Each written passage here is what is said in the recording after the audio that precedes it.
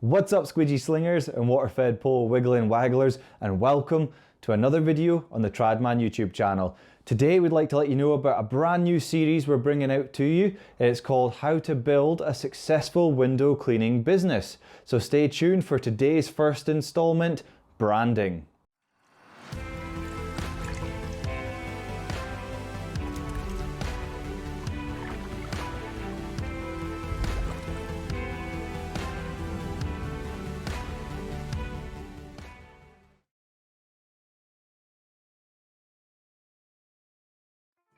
So let's think about the title of our theme today. We use the word building. Now, what comes to your mind when we think about building? Well, perhaps when you're thinking about a construction going on, what's the first thing that they do with any construction of any building? Wouldn't you agree it's laying the foundation to that building? And for any building to be a success, that foundation has to be well put together and solid. So similarly with our business, we want a good solid foundation to build from. So in today's video, we're going to be discussing branding. So branding is going to be setting that solid foundation to growing your business to become a success. So let's get into it. So what's the first thing we have to try and decide upon when we're thinking about branding? Well, I'm sure you'll agree it's probably going to be the business name.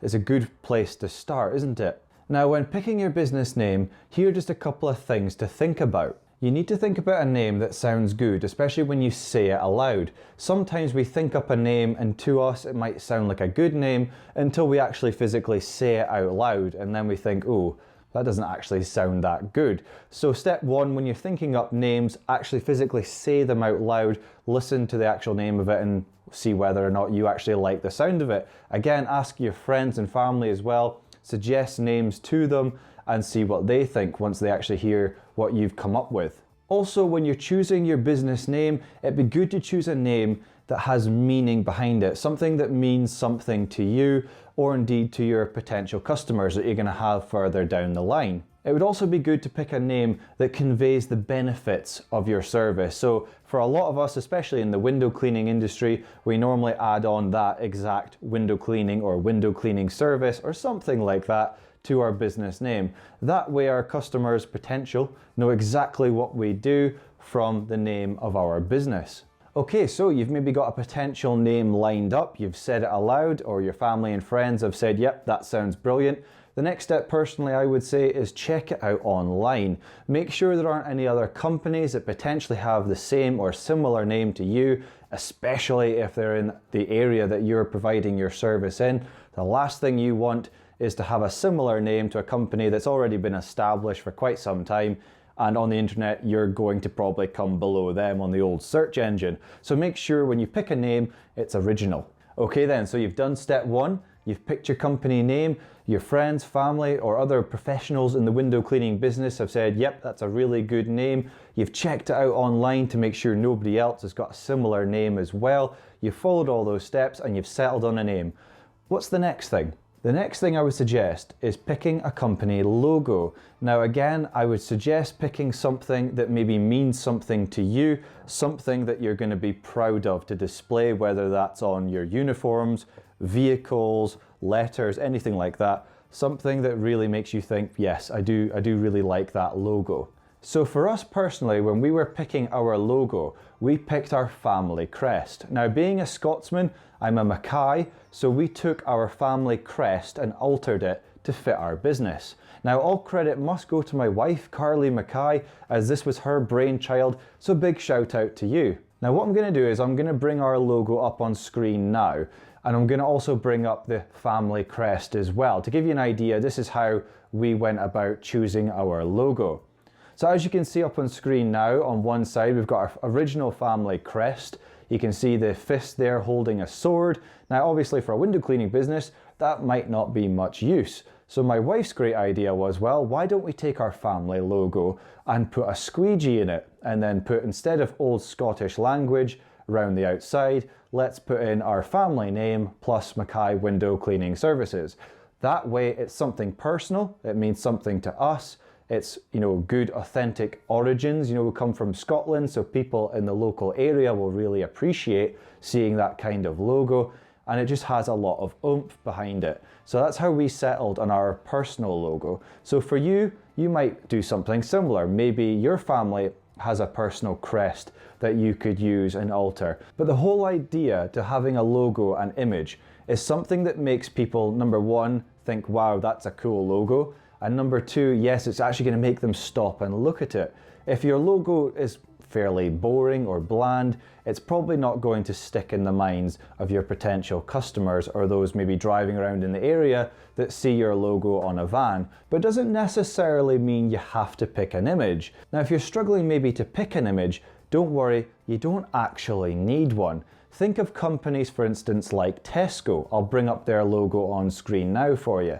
Now, Tesco don't have really a logo. Their name and colour scheme is actually their logo. But with the font and the colour scheme that Tesco use, most people automatically know exactly who it is before their brains actually registered what that letters spell out. As soon as you see the font and the colours, you automatically know that that's Tesco. So similarly, if you pick a strong colour scheme or fonts that you're going to stick with, then over time people will associate that font and those colours with your brand. So linking to that, when you're coming to pick your colours, pick good, strong, bold colours. Now, why are we saying that? Well, if we pick quite beige kind of colours or colours that quite often just fade into the background, it's not really going to capture that attention of your customers. If your vehicle's sitting at the side of a road, you want something bold, something that's going to capture their attention. So yes, indeed, colours are very, very important. So it'd be a good idea to play around with the colours a little bit until you settle on something that you think, wow, that's really going to capture attention. So there's another top tip for you as well. So in conclusion, we're just going to run over the main points to this video. So the first thing you want to do is pick a name that's going to mean something to you, that clearly spells out to your potential customers as well what service it is that you actually do or can provide. It might be even multiple services, but it's something that's going to stick in their mind that's also easy to say. The last thing you want is a business name that's a bit of a tongue twister. So make sure you pick something that's nice, clear, bold, and means something to you as well. When you're choosing your company's name, make sure you do your homework. Make sure you go online and double check there aren't other companies with something similar to you, especially if they're in your area. The last thing you want is for other customers to be getting recommended a name and they end up going to the company that lives a couple of miles down the road. So make sure your name is something different from everybody else. The next step, remember, is to pick that logo. Now, it doesn't necessarily have to be an image. It can just be your name, company name, but make sure to pick a font and colors that are going to stand out and be bold and rememberable to people that see it. Again, when you're picking a logo, spend some time on it. Take something that's going to mean something to you that's also associated with the business. So if it's window cleaning, perhaps it's going to be a picture of a squeegee, or it's going to be a picture of a guy with reach and wash water-fed pole system.